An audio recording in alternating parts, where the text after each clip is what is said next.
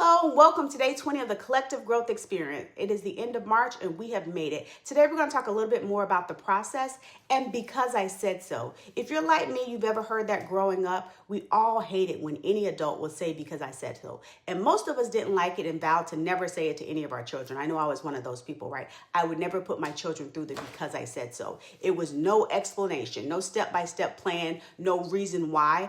You simply had to trust because I said so, right? What does because I said so even mean? The reality is because I said so is because they know the outcome. They know the process. It's very frustrating and it's also very dismissive. But now as adults, we start to understand it very, very differently because you've lived a little. Even if you don't have children, you get it because you may have family members. You may have teammates. You may have a spouse, God forbid. You may even have a friend that just does not listen, right? And you already know what the outcome is going to be when they go down that road. But at some point, it's just because I said so, right? You're tired of repeating the same thing over and over again. You've written that road. You already know what the outcome is going to be. You've made the mistakes and you've seen what happens, what works and what does not work. You realize something very powerful. Not everything requires you to figure every single thing out. I think that's this thing called life. We're always looking for the next step. But when you're looking for the next step and knowing what the full puzzle is going to look like, that takes the zeal out of life, right? Absolutely takes the trust out of life, right? When you work on gleaning from others' wisdoms,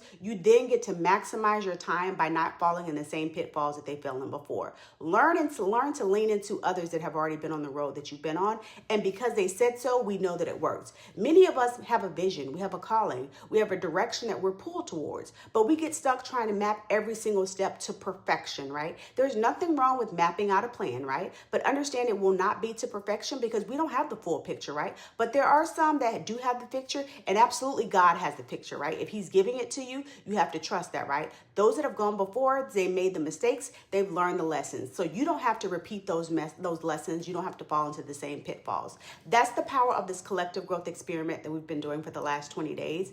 Even in faith, we often say, where God guides, what do we say? You can finish the sentence. He provides, right? But do we truly believe that, right? We step out here with our children. We step out here with what we believe God has given us. And oftentimes we still don't trust it, right? The same God that gave you that vision, guess what? He already knows your limitations. He knows what you can and cannot do. But guess what? He still chose you. He still chose me. That means that the path isn't missing. It means that the provision isn't always clear, but sometimes the answer simply is trust, right? Trust the process. Trust the God who gave you that vision, right? Why? Because he said so, right? He knows he's the beginning and the end. And so we choose to trust that. So our ACE implementation tool of the day, the A is always align. Today, we're going to align with the vision. Stop overanalyzing every single step. If the vision was given to you, it was not by accident. He made you. We talked about the uniqueness of you and your fingerprint and your DNA. It was absolutely not by accident. Alignment starts with trusting that what you've received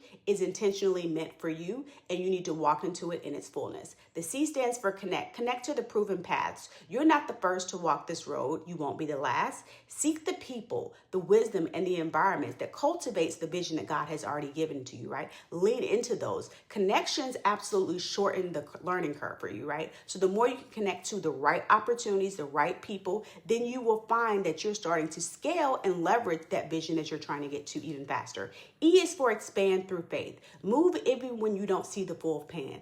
We talked earlier in our days about those breadcrumbs of faith, right? Faith is not always about having all the answers, but it's about trusting what you need will be met as you go along the way, right? So as we close out March, you don't have to do this alone. You don't have to be the one trying to figure every single thing out, right? What you need to do is learn to figure out that growth happens as you continue to move in motion. We talked about motion yesterday. I think we've talked about motion for the last 20 days. Sometimes growth doesn't look like control, which often many of us have. I've been a victim of that myself.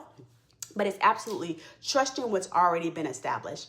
As I heard someone say not long ago, faith is believing that what God has given you and the vision he's provided you has already manifested itself. It's our job not to get in the way. It's our job to be obedient and keep moving forward. Where do you need to stop overthinking things today and just start trusting the process? Now, go be great, not because you are absolutely great right now, but it's because I said so, because I know that what God guides, he will provide. Go have a blessed day, and I'll see you on the next lesson.